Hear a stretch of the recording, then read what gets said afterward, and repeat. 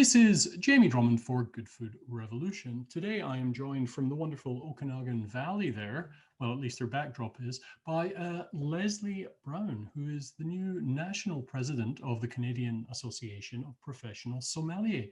Congratulations are due and welcome to Good Food Revolution. Thank you for having me.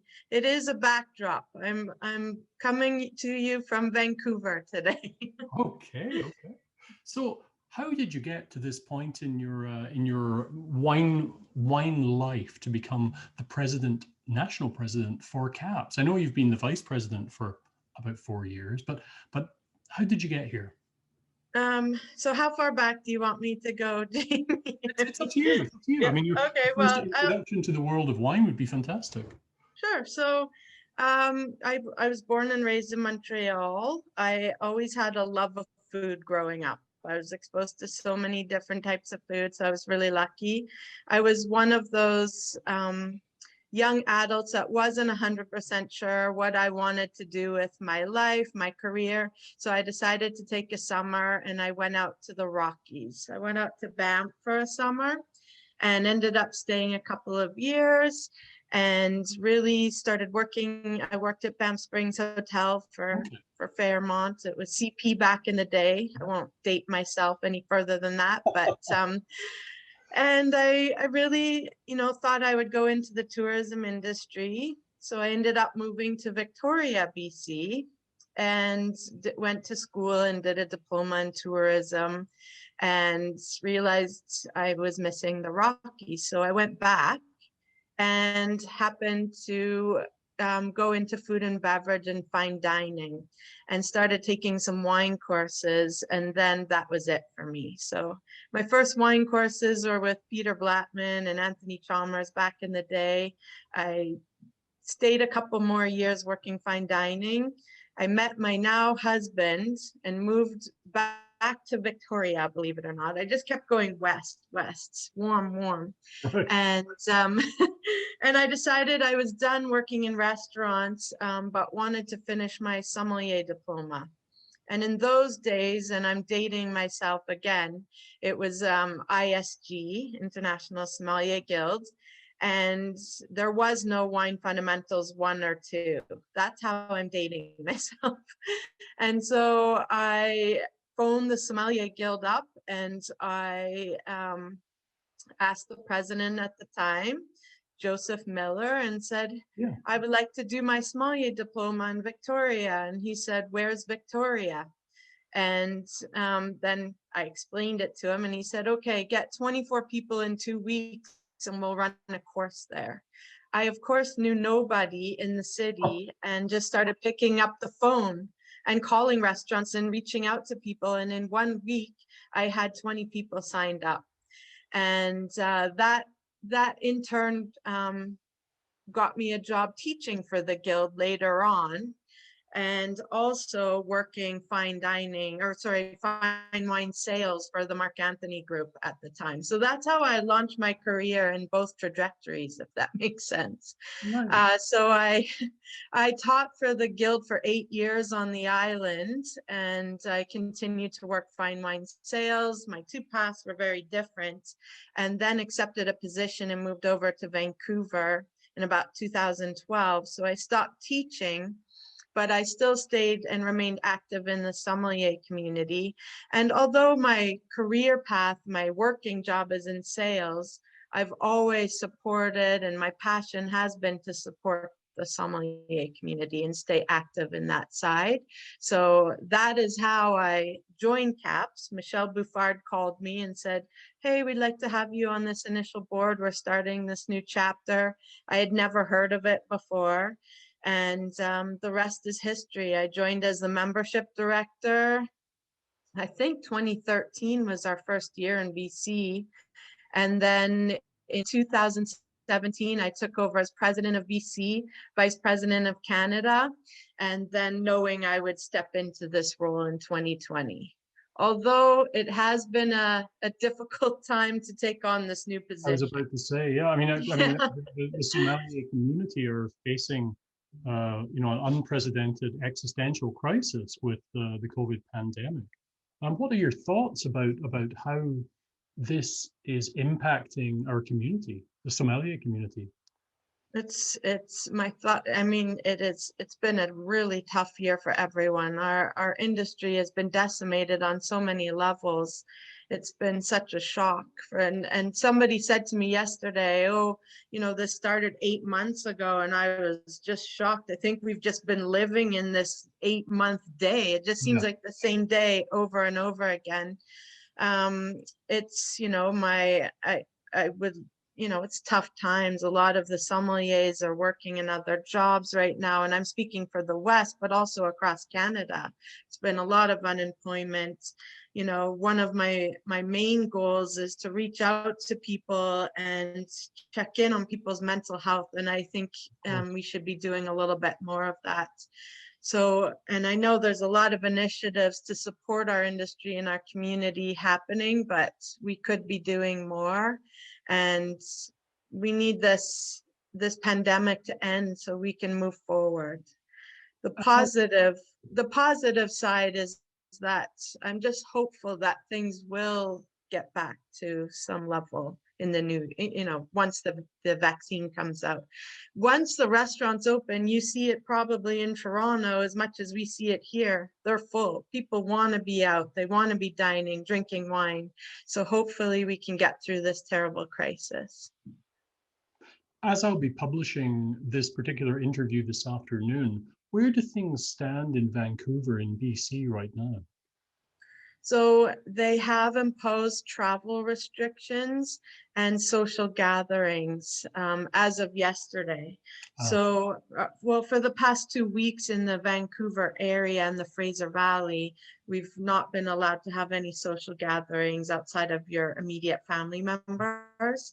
And and that includes restaurants are open, but you can only go to a restaurant if you're with your immediate family. So you can imagine how slow the restaurants have been the last 2 weeks, and they've just extended that for the next 2 weeks till I think December 7th.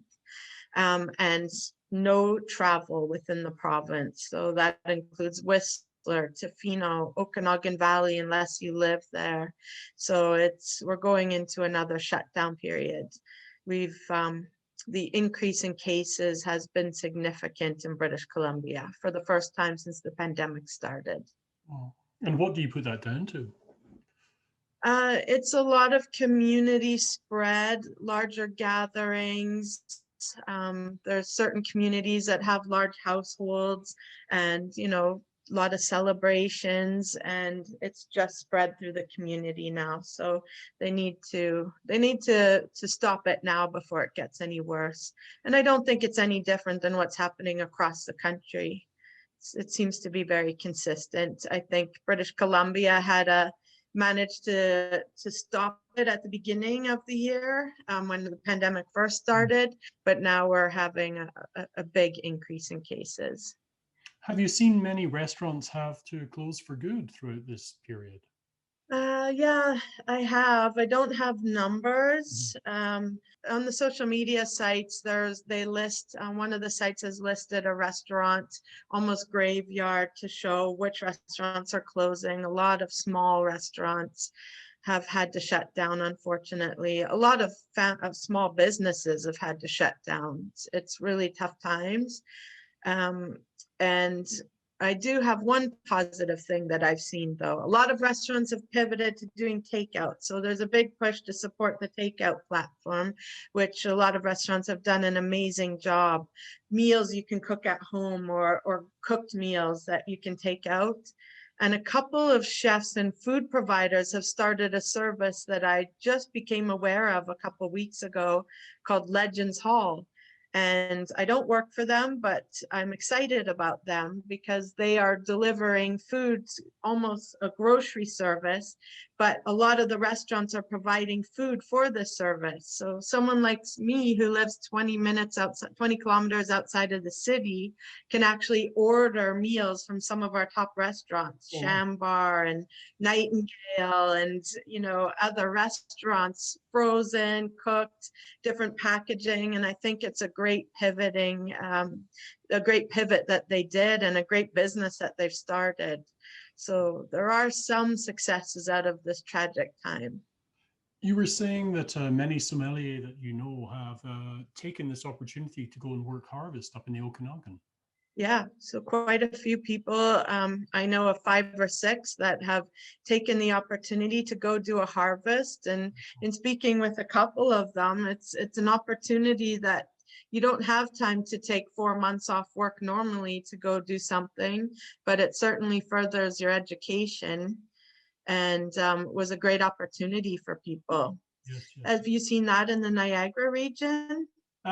We normally have a healthy contingent of sommelier who move down to wine country for harvest. So I'm not sure anecdotally what it's like this year, but I would imagine that would be the case.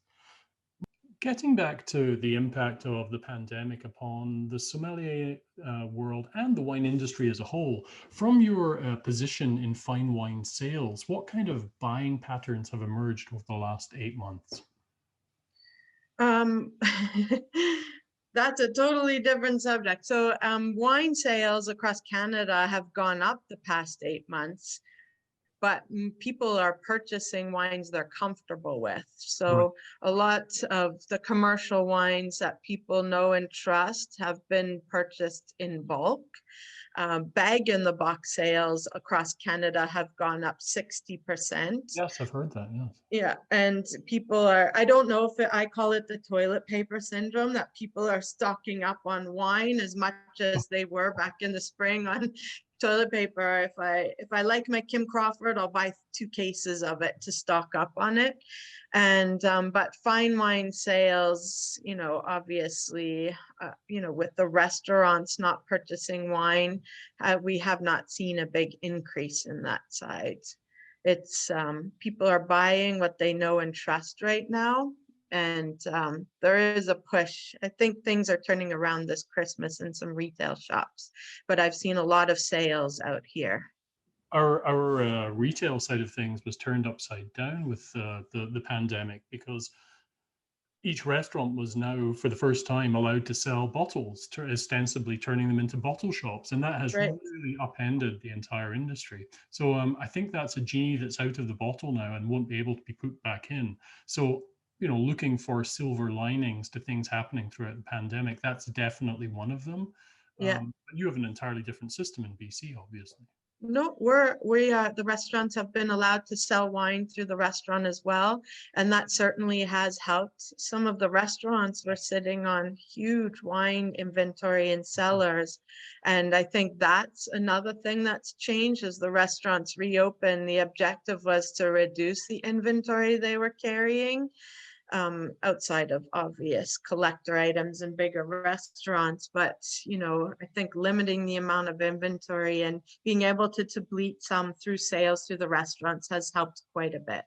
Not only wine, but spirits. I've seen a lot of customized cocktail packs being sent out. If you want to make Aperol spritzes at home, or Negronis or Caesars, and I think there's been a lot of creativity behind that. I've personally purchased some as well to try and support the restaurants. So that has changed absolutely. But retail, online sales have grown out west as well. I know the LCBO does deliver through online. Our liquor board doesn't here, but the private stores have really capitalized on that as well. Now, as you come into this role, Yeah. as we're going through this pandemic, what are the other challenges that you feel are facing our sommelier community at the present moment in time? It would be very much remiss of me if I weren't to mention what happened last month with the Court of Master Sommelier, and that's a kind of ongoing issue that they have with regards to sexual harassment and the like. Do you have any comment regarding that? Yeah, it's obviously terrible what's happening with the Court of Master Sommeliers, and I'm certain that they're looking for ways to support their community right now.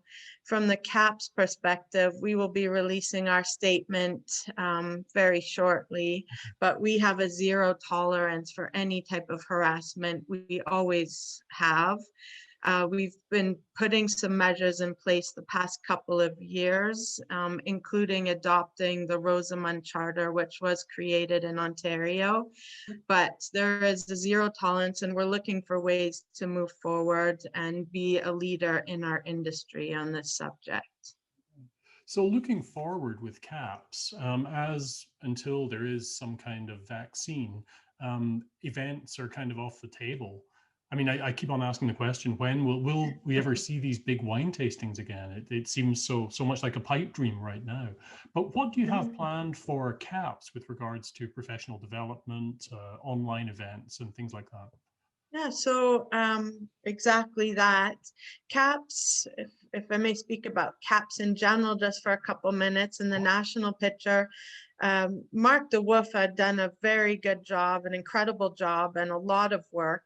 I'm not sure if every one of your listeners knows, but CAPS is 100% volunteer association, which I think it's sometimes forgotten. You know, everybody's putting a lot of hard work in, and Mark DeWolf did a really good job of unifying the national board. And really the objective is to become a strong national association, which helps build the provincial associations, which helps our members all across the country. And consistency and unification is key. And the reason is, obviously, if you're going to move from Halifax to Toronto to Winnipeg to Vancouver and you have the CAPS membership, we want it to be a consistent message all across. Yes. And he's put in different pillars for that to happen. So we are working really strong on these pillars and growing the organization with obviously, professional development is a big one for us, which I'll talk to just in a quick second, because we've got communications, which is a big one. We're defining our whole communication platform. We're strengthening our relationships with the World Association, so ASI, which is the European Association, and APAS, which is the South Pan American Association. And there's a lot of initiatives in play which will benefit our members long term. And I don't mean this to sound like a sales pitch, because it's not. I'm just excited about it. Mark DeWolf has just taken a role with ASI as the Director of Communications, Marketing and PR, which will help us in Canada. So it's great to have a Canadian representative for that. Education is a big one that we're working on right now, and the CAPS curriculum is being taught in only a few of the provinces, but it's not a strong, consistent program. And so the goal is, outside of Quebec, which is a different program, is to have a strong education program nationally. So stay tuned for more information on that, but that's being worked on right now. And with a strong Canadian component. And there's a gap in the education with the ISG no longer in place in certain provinces. So a big one for us this year has been diversity.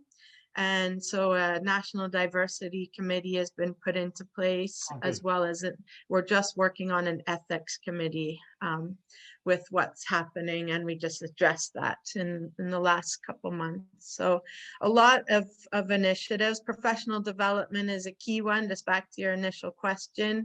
And we're doing some online training, some online seminars, some courses. But one of my personal goals on professional development is to find a way to support our communities across the country more with issues like mental health and how we can support our community better. Addiction is another one, a big one, you know, as well. And there's been a lot of cases of that as well coming out.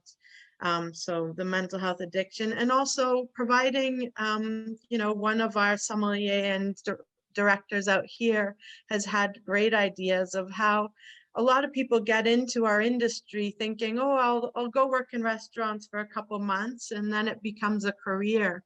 So I think we can do a better job of offering, you know, financial planning, other things for people who make this industry a long-term career. There's a lot of opportunity through professional development. but I know I didn't answer your initial question, which is what are you doing during the pandemic?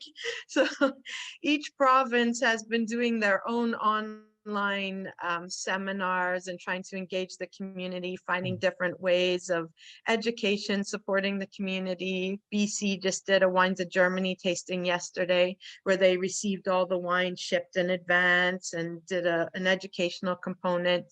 National has done a few initiatives as well. And we did a grower champagne initiative, and we've just started the Master of Port initiative as well, which we've had 2 online seminars, and then people will have the ability to sign up, our Sommelier members, and compete online for the exam. So I think a lot of education and seminars are switching to an online platform right now. I don't know if we're going to be zoomed out at one time. Sometimes by the end of the day, I specifically am done with Zoom. I want to throw my computer across the room, but I think it's really opened a lot of opportunity. I mean, we can call somebody in Austria right now and have a training session. So we're just at the beginning of what we're doing with education and seminars. Did that answer the question? It did. Wonderful. Okay. Now, I always like to end these interviews on a kind of high note. What would you say is the greatest thing that you've learned, something that's really heartened you throughout this time of pandemic, or something that you experienced that was extra special? Yeah, so a couple of things for me specifically. I think it's, I personally am trying to stay positive and stay focused. And sure, I have my moments like everybody else where you're just on the edge. But one of the things this pandemic has done for me personally, not on the professional side, is connect with friends that I've lost touch with over the years. Friends across the world, in the UK and in Quebec that I grew up with, and in other Toronto and the US, that I think people have had more time. So I've had more time to reflect on things and more time to go back to my roots and personal connections. I've personally also had more time with my family and my kids that normally I work 80 hours a week. So I've tried to find the silver lining on that side. And I hope other people, it's been a really tough time and a lot of hardship for a lot of people. I'm very worried about a lot of people, but I hope that there is a silver lining after all of this for most people. It's a tough time. That's all I can say. Oh, I think we agree upon that. Thank you so much for joining us at Good Food Revolution today. And once again, congratulations on your new position. Wish you all the very best of luck with your endeavors as the new National CAPS president. And yeah, thank you so much for your time once again. Thanks for having me. There's a lot of work to do, but the more we work together, we can be a strong organization across Canada. Superb. Continue to be a strong organization across Canada. Bye for now. Thank you. Thanks, Jamie.